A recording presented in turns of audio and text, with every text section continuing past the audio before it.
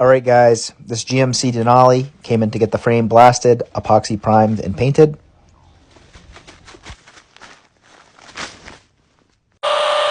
In this clip here, I'm doing some blasting on it.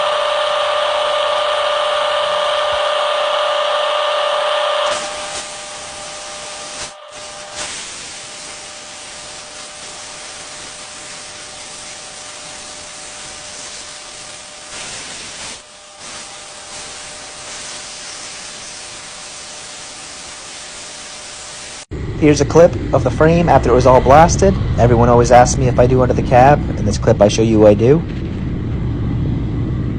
In this clip here, I'm applying the epoxy primer.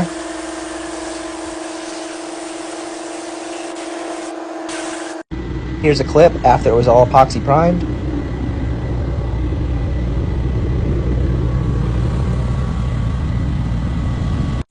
In this clip, I'm applying the top coat. I use Imron industrial paint.